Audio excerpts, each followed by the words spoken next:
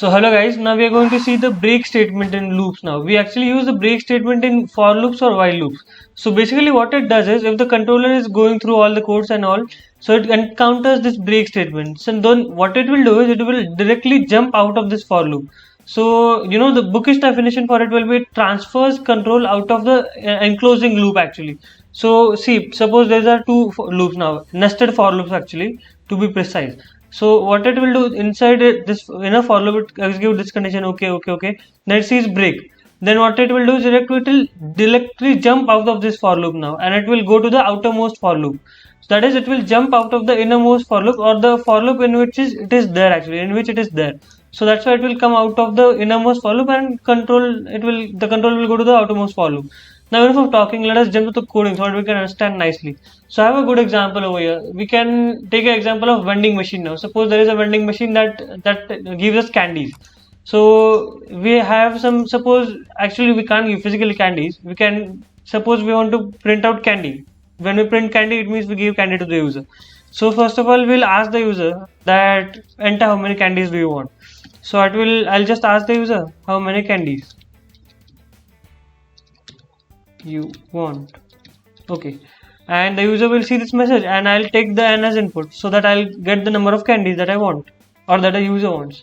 After that, what I'll do is I will print candy. Suppose user enters 5, I'll print candy 5 times. That's what I want to do. So for doing this, what we use loops because it is not defined how many times we want to print it, because we are taking n is not defined over here. It is defined means we don't know what n is. So I'll use a for loop. So for I in range, the range will go from now. I'll start candies from, I can't be 0, right, because number of candies cannot be, actually they can be 0, so it's fine actually. So I'll write for I in range n now, because n is the number of candies that we want. What I'll do is I'll simply print out candy. So when I print out candy, it means the user got a candy. Okay, and when I run this code now, I'll just increase its size. Yeah, suppose I want 5 candies. I'll enter 5 over here and it gave me 5 candies.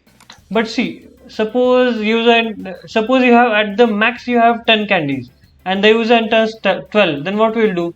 Still it will print candy, because see, suppose we have available 10 candies. I'll make a variable called available.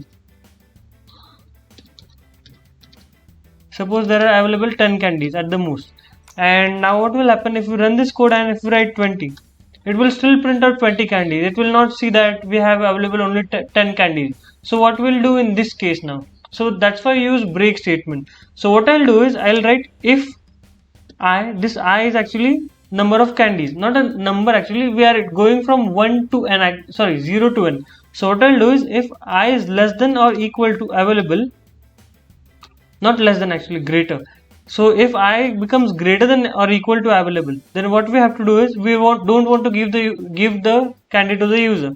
So what we'll do, we'll just break out the for loop actually. So when I write break over here, okay, fine.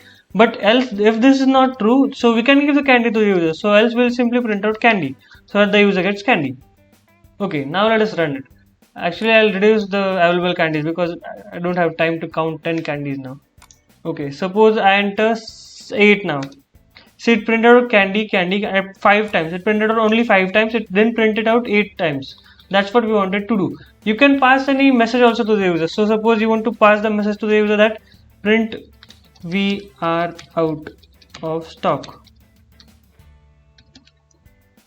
Okay, don't mind the spellings and all for now. Okay, now if I write 9, see, we got 5 candies and then the user will get the message we are out of stock. That's what we wanted. You can do this by using the break statement. So that's why break statements are important. There are many, actually, if you are into competitive coding and all, you will see why break statements are important. So that's all for this video. Thank you.